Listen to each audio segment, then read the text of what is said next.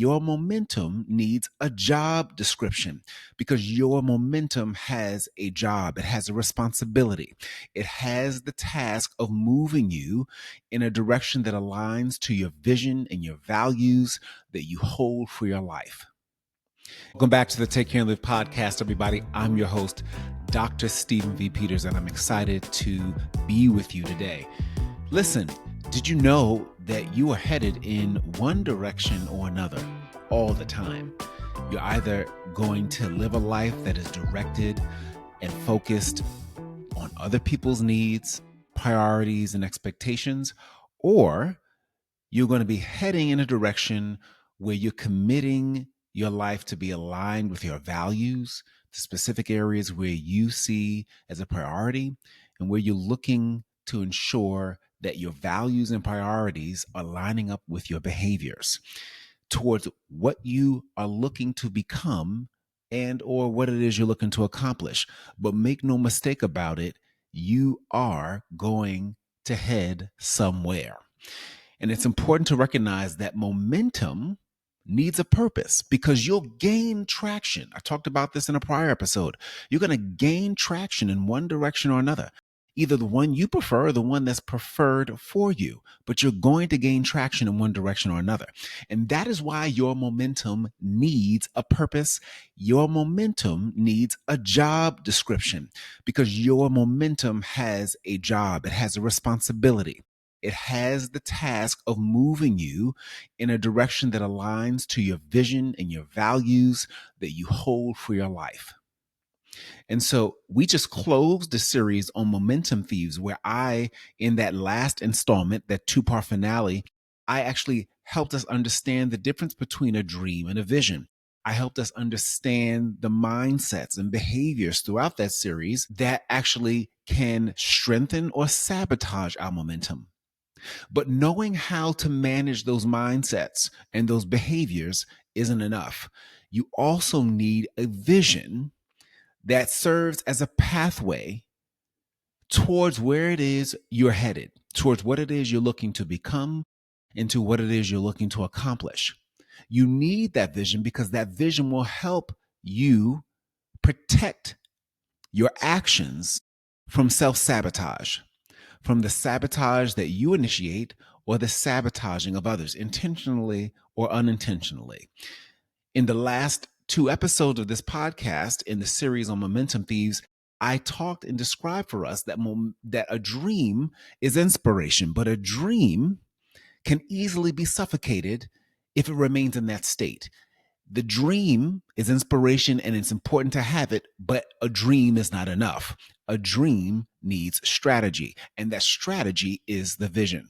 Why? Because the vision communicates the strategic actions you'll take to turn that dream of inspiration into a vision of implementation. So there are a few key points and takeaways that I provided for you, and that is that vision, those few key actions that you take, the audience that you engage, the resources that you're going to leverage to execute it, all of those things are within the vision. It's not a long list of things to do, but the vision is clear. It's concise. It points to those actions and to the audience or the people that you'll serve and the resources you'll leverage to help you execute on it. The dream needs a vision because that vision creates the conditions for the momentum. It creates the conditions for implementing with momentum. The vision gives your momentum a job description. Okay? The vision gives your momentum a job description. Do you know why you're going to work every day? It's got to be bigger than just getting a paycheck. If you are not clear about the work that you're doing and you're showing up each and every day, you are simply leaving yourself to chance. Nobody shows up to work each and every day leaving themselves to chance. If you do, and if you are, you find yourself on this constant rotation of serving other people's priorities and needs and expectations, but leaving the expectations you have for yourself about how you show up at work, what you're going to do in that relationship, how you're going to facilitate your movement towards a particular goal, you leave that to chance. You leave it to just happenstance. That's not the purpose of living. You need to give that dream, that aspiration you have, it needs a vision. And because you want momentum to go in the direction of your values, the direction in which you see you have your priorities, the areas in which you're looking to cultivate and develop. If you wanted to move in that direction, then your momentum needs the job description, and the job description gives that momentum something specific to do. Just like any other job description that defines the work duties, the responsibilities, the required qualifications, the expectations for a specific role within an organization, your momentum needs the same level of clarity. Without it, you'll either move in the direction of someone else's priorities, someone else's expectations, someone else's agenda. You'll drift along a path without intentionally and deliberately moving in the direction of your values, moving in the direction of a vision that communicates the specific actions, the specific audience, and the specific outcome you're looking to achieve. Giving your momentum a job description keeps it focused and accountable. I worked with an organization who had a new team that brought a great deal of innovative energy to leadership development. And earlier on, the team was very agile. The agility, a matter of fact, of the team served them very well because they were small but mighty. There was a lot to do, but a few hands to do it. But as they grew, they recognized that the way they delivered their service in developing other leaders needed to change. The roles within the team needed to change. As the number of people being served grew, the team did some growing as well, which required some of the job description to shift to meet the need of the individuals who would facilitate the work of serving those leaders, to equip those people in that leadership growth pipeline to get what they needed. And so agility is great to be able to do a number of things, even when it's not technically in your job description. We often communicate this idea of going above and beyond, and that's wonderful. That can be helpful. But you need to be able to step back and examine the pace and the direction in which you're going. You need to examine your momentum by critiquing the purpose of your movement. And part of you critiquing the purpose of your movement is stepping back and realigning the job description. That's exactly what this organization found itself doing with some of its members, realigning the job description to fit exactly what it is they wanted them to achieve, or the individual in that role to achieve, so that they can reach the desired outcome that the role was created for. That is why you have a vision, because the vision enables you to make progress and cultivate traction, that momentum in the area that matters most to get the outcome that you are preparing yourselves or desiring to witness. The clearer their vision became, the clearer the job descriptions became. And guess what? The more focused the individuals on the team had to become in their respective areas of expertise. The same applies to your own personal momentum. So, why does momentum need a job description? Well, I told you, but I'll dig a little bit deeper. I want to first define for you again, as I always visit this as we talk about momentum, what momentum really is about. Momentum is not self-serving. It is not just about you. As a matter of fact, when an organization makes adjustments to a job description, they make the adjustments because they recognize the impact of their service likely is forcing them or causing them to make adjustments so that they continue to serve the people they were designed to operate their business for, continue to serve them well. And so the definition, as I have communicated to you before, is that momentum is the determination to identify your most important goals and consistently dedicate the time, emotions, and tangible resources necessary to propel progress towards achieving them, so that you can expand your capacity to help others reach their own. So why do you give momentum a job description? You give momentum a job description because if what it is you are looking to achieve and become is specific and clear and targeted, it is more likely that you'll be headed in that direction. And as you achieve reaching that destination, that outcome, or that state of being, right? Because it's not always about the being, about the doing, it's about the being. As you reach that desired state, the intended state, well, guess what? You are likely to achieve the goal, achieve the outcome, and then create the space in your life and in your mind that allows you to better serve other people to achieve their priorities. So, momentum is not a selfish endeavor, it's selfless. You are focusing in so that you can get better at serving others well because you've understood the value of serving yourself well. It clears the mental clutter, it causes unfinished business to now have a closed loop because you have given your momentum a specific task to achieve. A lot like the digestive system, right? When you start something in your body, when your food begins to eat, when you begin to eat something, the digestive system begins the process of digestion. It is going to continue that process until it is done. Momentum, once it gets started, is looking to get to a destination. It is looking to complete the work you've assigned it to do. But without an assignment, you leave things up to chance. You create mayhem in your life and in the life of others that could be avoided. Maybe you began a certification program of some kind and you never finished it. That open loop is still there. That unfinished business is creating an irritation in your system because it's left undone. The nagging feeling that you have of not finishing that certification program for whatever field and whatever specialty you were looking to do it, not only causes the discomfort in your own life, but it actually creates the situation where you're unable to fulfill the contribution you could be making as a result of completing that certification program so that you can then be of service to others by executing on what it is you set out to do.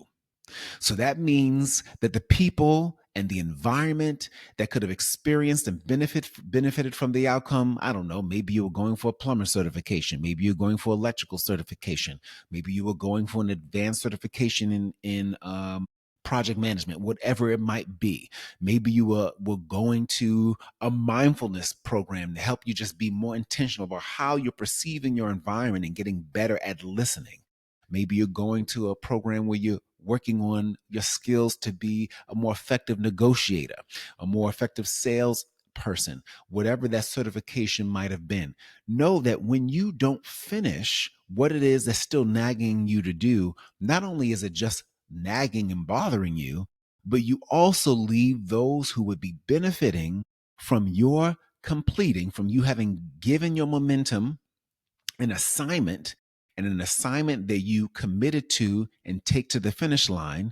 You've also kept that momentum from being a nourishment and a value add to other people's lives because they're not able to experience what you could have become and what you could have accomplished and how you could have served them as a result of you finishing well. So your momentum needs a job description.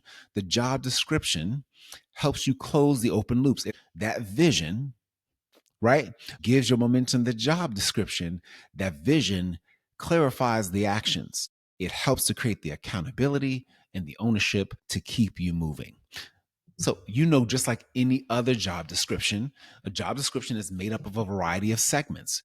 It has a brief summary of the role, a brief statement of the purpose and impact of the role. It has the key responsibilities, the essential tasks that you're going to be doing as you engage in that work to achieve the particular goal or purpose of the role. It has specific qualifications, those non-negotiables, the skills, the experiences, the resources that you need. It has the preferred qualifications, the things that are nice to have that would give you an edge to be effective or probably make you even a more attractive candidate.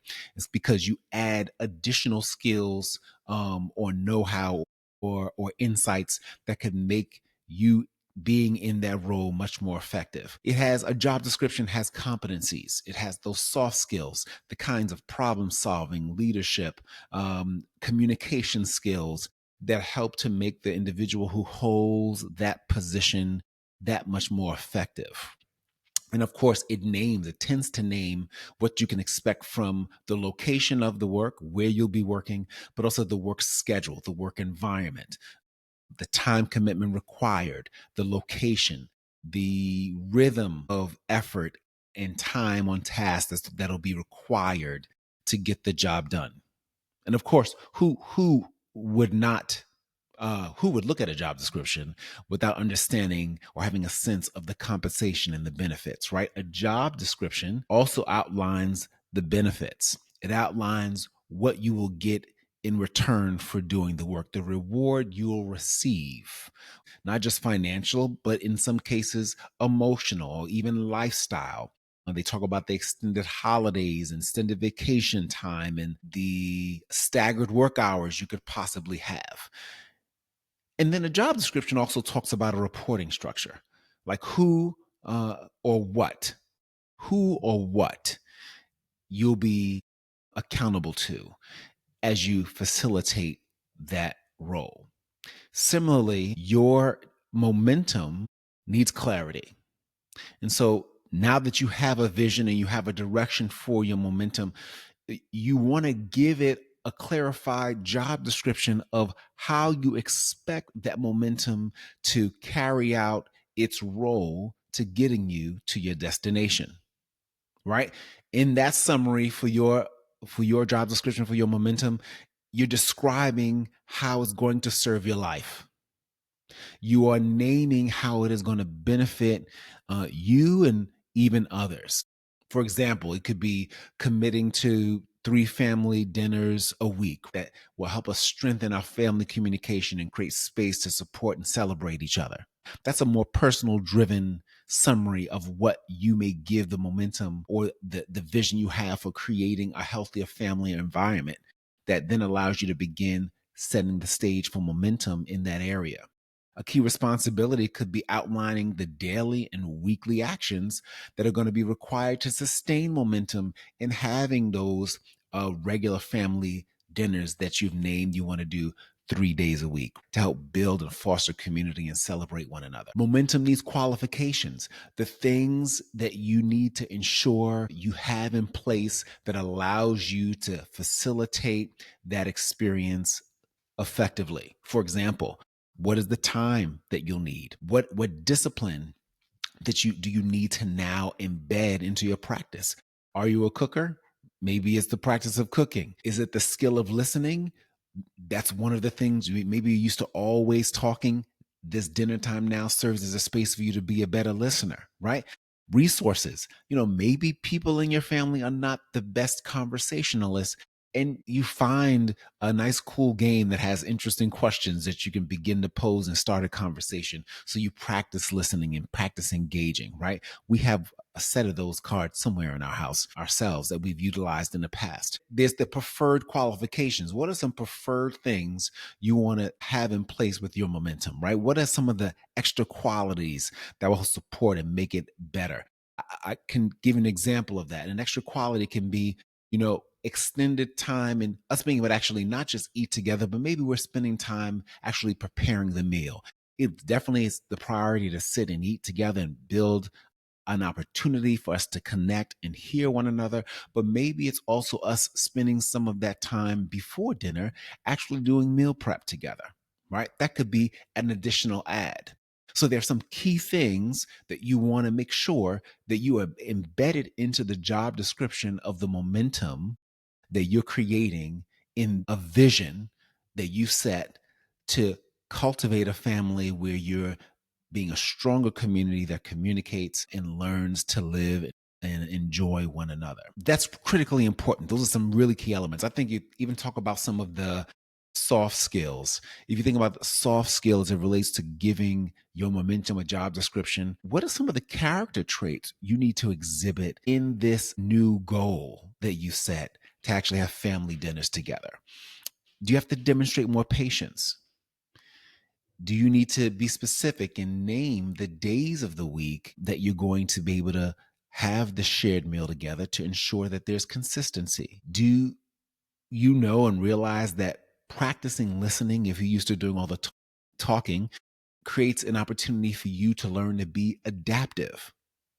Amazing how much of a crossover life can be when you think about a regular job description to giving your momentum in a particular area that you're looking to achieve or become actually is present, how much a crossover there is between the two. But things like consistency and patience and adaptability, those very same qualities may need to live within the job description you give your momentum as you think about this new life experience you're building into the norm of your family. The work environment and schedule, of course. I said that before. You're naming what are the days in which you're going to actually come together to have your meal. And then think about what is your payoff? What's the benefit of this? What's the benefit? Really think about what is the benefit you're hoping to gain out of this newfound experience that you're building in. You don't want to take it for granted. When you apply for a job, before you even apply, in fact, when you look at the compensation and benefits, that matters to you because you recognize it impacts the quality of your life. The same goes for the momentum that you have in an area where you are focusing and want to see growth and development on a personal level. Even when it comes to something as personal as creating and carving out more consistent family time by having dinner together 3 days a week. And then there is a reporting structure. Yes, your momentum needs a reporting structure. Who's going to help you be accountable to getting this done? Just like in a job, you know who it is you're going to be accountable to or reporting to as someone who will manage you in your work or who you'll be partnering with in shared accountability. The same goes for the momentum around anything you're looking to achieve. Decide who's going to keep you accountable. That could be a mentor. It could be a trusted friend with whom you said, look, my family has got to get better at communicating. We've got to get better at creating space for one another. And so I've decided I'm going to initiate building out this time for us to have dinner 3 days a week so we can really practice doing life together intentionally. Telling someone who you can be accountable to is a part of your reporting structure. Okay. So your momentum needs a job description. Your momentum thrives when it knows its job. When your momentum is clear about its job, like an effective team member, it performs best because it has clarity around its expectations. It has defined responsibilities. It has some sort of structure of accountability. The rewards system is clear, and it allows for you to be effective in serving yourself and others. Like any effective team member who performs, they perform best when there's clear expectations, defined responsibilities, a clear structure of accountability, firm understanding of the rewards and benefits of the direction you're headed. And so your assignment as we step away from this episode today is that you take a moment and you draft the job description for the momentum that you're looking to cultivate in your own life. Know the target, have a vision for it.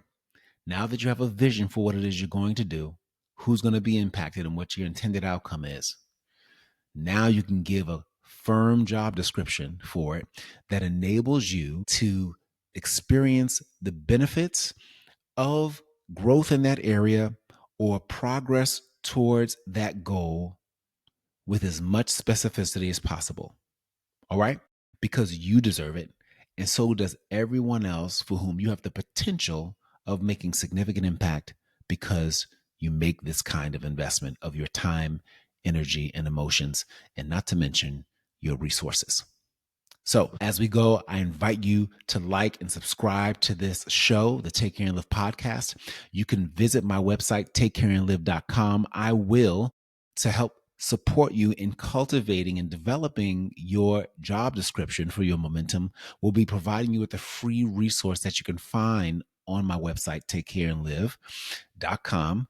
And you'll also be able to find and get the link to my latest book, The Momentum List: Rediscover How to Delight in Time Rather Than Be Mastered by It, which a lot of the principles on momentum and finding ways in which you can ensure that you are making the most of time and cultivating the kind of momentum that allows you to be effective in serving yourself so that you can then even be even more effective in serving others.